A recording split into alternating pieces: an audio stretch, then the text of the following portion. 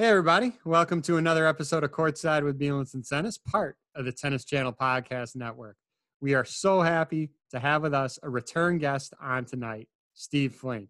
Steve is a sports journalist who has been a columnist and editor with such magazines as World Tennis Magazine, Tennis Week, and Tennis Channel. In 2017, Steve was elected to the International Tennis Hall of Fame in the contributor category. Tonight, we will focus on Steve's newest book, which is called Pete Sampras, Greatness Revisited. It is my privilege again to welcome to the pod, Steve Flink. Steve, thank you again for spending some time tonight and talking some tennis with me. David, it's great to be back with you on the podcast, and I'm looking forward to it. I appreciate it. And, you know, the listeners, if you want to hear our original podcast, Steve did an unbelievable job kind of walking through his journey, his whole career. It's a really, really good listen. So again, make sure to check that episode out. We touch a little bit about his newest project, Pete Sampras Greatness Revisited, but we're going to go more in depth with it tonight. So as I get started, I'm just going to ask you, Steve, why Pete? Well, in my view, he's certainly the greatest American male tennis player of all time, and perhaps at this stage in the public consciousness, a little underappreciated because of the great trio that followed him, Federer, Djokovic, and Nadal. And nearly 20 years, it's been 18 years have passed since Pete played his last match at the U.S. Open, defeating Andre Agassi in the final, so ending his career in style. So long time has passed. I thought it was time to revisit Pete Sampras and to appreciate him in a new way so many years later. Because to me, I mean, he's of all the players I've watched, David, since I started following the game in 1965, I think I've had more enjoyment watching Pete than anybody else. 18 years. That's unbelievable. I remember his last match, but I don't remember it like it was 18 years ago. I could tell you certain points in that match, and my God, you just you made me feel really old. So thank you for that. Well, I think he feels, David, he's going to turn 49 tomorrow, which is remarkable. Unbelievable. Did you write this book with him at all? Well, no, it's a biography.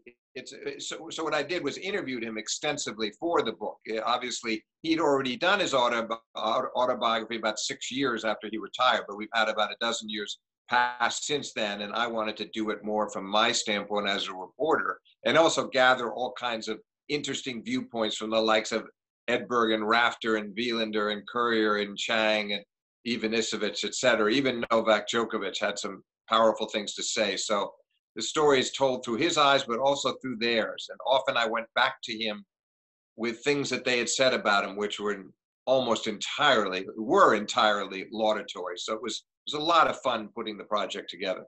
I'm just curious, roughly how many, ballpark figure discussions did you have with Pete? And also how many discussions did you have with his colleagues, competitors, whatever you want to call them?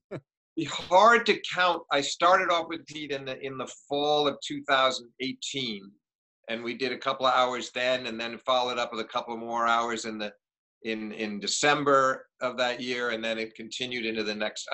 I worked for a while, went back to him again the following April. It's really hard to say. It amounted to many hours by the time we were through, but the bulk of it was probably done in a 4 to 6 hour stretch between the fall of 18 and the spring of 19.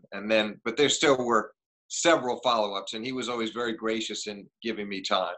Yeah. And his colleagues, competitors? Well, yes, those I guess kept hunting them down. Like Goran Ivanisevic was tough to pin down. I really wanted him because he played Pete in a couple of Wimbledon finals and a couple of Wimbledon semis, and they were really memorable matches and important ones. And finally I got to Goran the summer of 19, and I thought it was important to get Rafter, who played Pete 20 years ago in the finals of Wimbledon when Pete was able to break the record for men's major titles with 13 on the center court, and when he captured his 7th title. So it was sort of a steady process of trying to reach these people all over the world. And I was pleased in the end that I got over, I think I had 23, 24 interviews all together. And I think the perceptions of these various players and some of the coaches were invaluable to the book.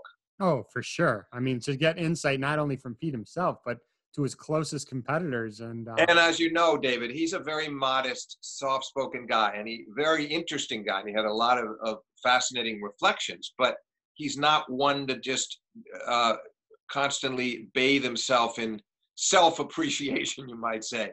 He's very modest that way, very self-effacing. So to get some of the others who were so effusive in their praise, I think added a lot to the book. Yeah. And you know, in the start, you kind of mentioned your interest on doing this project that he may be a little bit underappreciated. And you mentioned because there's three guys that are just, you know, out of this planet, and they happen to be in the same generation playing in Fed, Rafa, and Novak.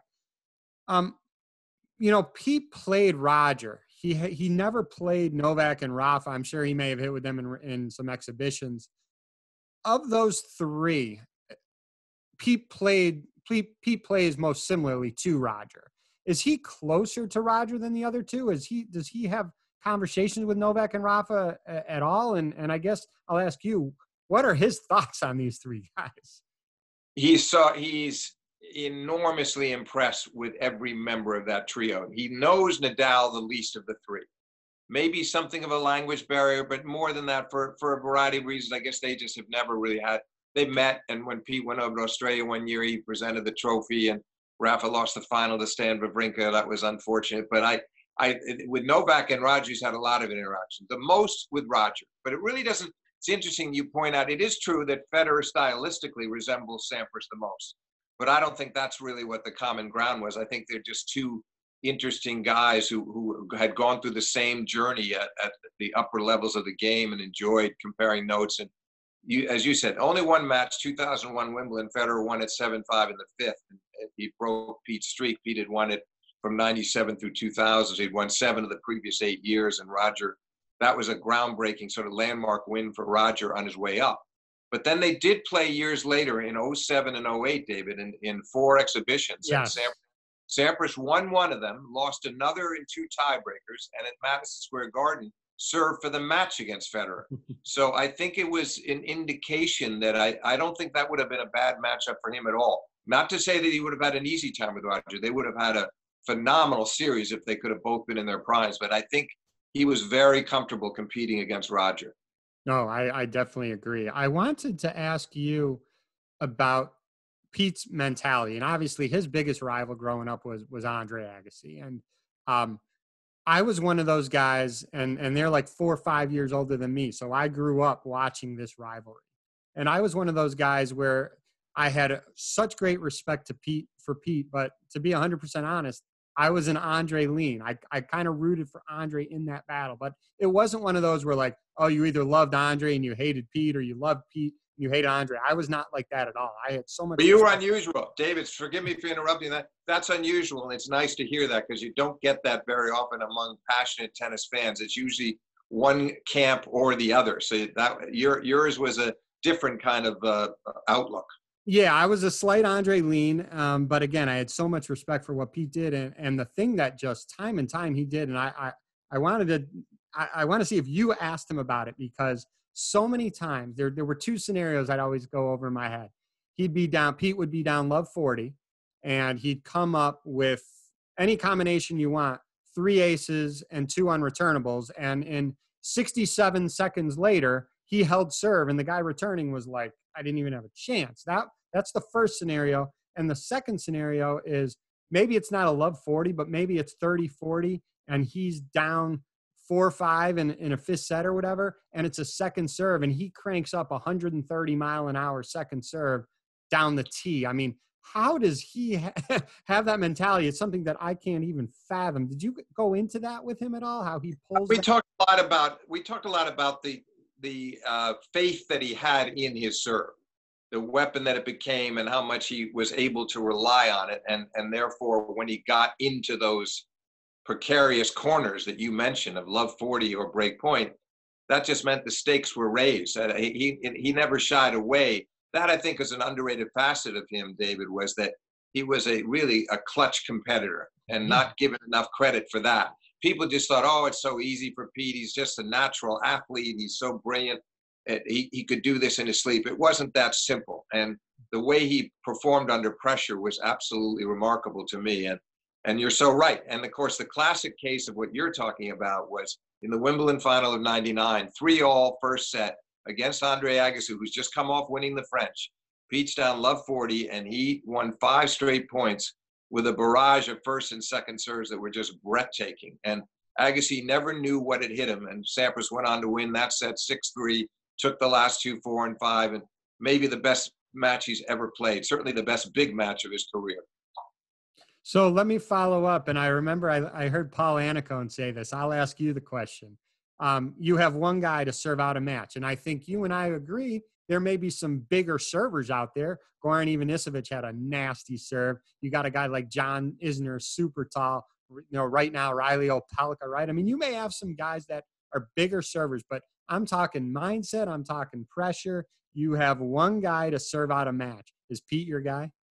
Oh, no doubt about it. Because again, it was knowing how to close. Jim Courier was saying in the book he thought Pete was one of the greatest closer he ever saw, and that was again about pressure. It's like, okay, you go to the changeover. It's 5-4 in the final set. Time to serve out the match. You don't get tight. And a great example of that is again against Agassi in his last match in the '02 U.S. Open, and Pete won the first 2 sets, lost the third, hard fought, long set, come back in the fourth, and he breaks it 4-all. And serving for the match, a couple of good first serves, and then at 30 love, 119 down the tee, second serve ace, it's 40 love, match over 2 points later. There were other great ones, David. Becker was a guy I loved as a closer. John McEnroe was terrific in that role. John Newcombe in the previous era, the Australian, but no one better than Pete. Yeah. You're in good company with saying that, because I think you got a lot of very, very, very knowledgeable people in the tennis industry that would agree with you. If there was one thing that Pete wishes he could have had, and I could say this on so many players, John McEnroe never did it. And you bring up that 1984 match versus Lendl too, and he's still bitter. He was up 2-0 in a break. Jimmy Connors didn't do it. Roger Federer did do it, and I'm going to talk to you a little bit about Roger after, but his lack of a French Open title. Did you also go into that with him during this project? Talked about it. We talked about that before too. It's not a terribly big regret. Of course, as a great champion who won 14 majors, including 7 Wimbledons and 5 U.S. Opens and a pair of Australians, 2 Australians, obviously he'd love to have, but not to the point where he would have traded in any of his Wimbledons. And I think he just came to accept the fact that things didn't go his way at the French. The best he ever did was the semis in 1996. So, but I don't think it's a deep regret, because he also had 6 years in a row at number 1, and you have to perform awfully well in a lot of big situations to pull that off. That means winning tournaments like the year-end championships of the ATP finals and Masters 1000s, as well as your slams. So no, I didn't feel the only thing he talked about regretting really, David, was maybe internalizing so much. He really put himself through a lot. He had a bad ulcer for a couple of years, and it was a lot of internal pressure that he wished he could have maybe let out, maybe talked more to Paul Annacone and others about what he was going through. But that's about it, interestingly enough, that for real regrets from Pete Sampras. Yeah, I mean, it is so hard to do. And I've mentioned this with a couple of my friends. Roger Federer, everyone says, he is the greatest of all time, and he is right now at 20. And I have this conversation, and people who love Roger, they're very delicate whenever you suggest something that may not be something that he is the greatest ever. But, he won the French Open. David, let me just quickly interrupt you. That's so fascinating, because whenever I've written about Roger, and I've compared notes with other writers too, if you say anything the least bit critical, his camp will really come after you in a way that the Nadal fans don't, the Djokovic fans don't, the Sampras fans don't. It's pretty unique. His followers are intensely loyal.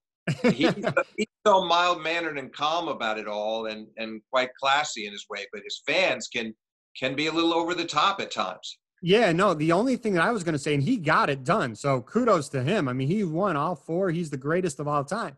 I'm saying in that 2009 French Open, Rafa was not a healthy Rafa, and Rafa lost early to Robin Soderling. Right, and right. I mean, there's a chance. I mean, if Rafa's healthy that year, you're never going to bet against Rafa on clay. Oh, definitely not. Let's face it. You know, they played, Federer and Nadal played the finals, the semis of the French in '05, and Nadal won that. Nadal beat him in 3 straight finals after that and a 4th final later on in 2011. Case closed. I don't think it would have been any different in '09. Roger took advantage of it. Good for him. Yeah. He still beat the guy that beat Rafa, but it really took that kind of an opening for him to win the French. And that's what I was saying. Like, it just goes to show you how difficult it really is to win all 4. And Roger, and credit to him, there was an opening and he took it. I'll ask you, does Roger's legacy change a little bit? Let's say he still has 20. Okay, let's say he still has 20, but he doesn't have the French. You would have to say that would change things, because his other 2 main rivals from this era, Djokovic and Nadal, obviously do have all 4 majors in their collection. So that would be, he'd be lacking that one.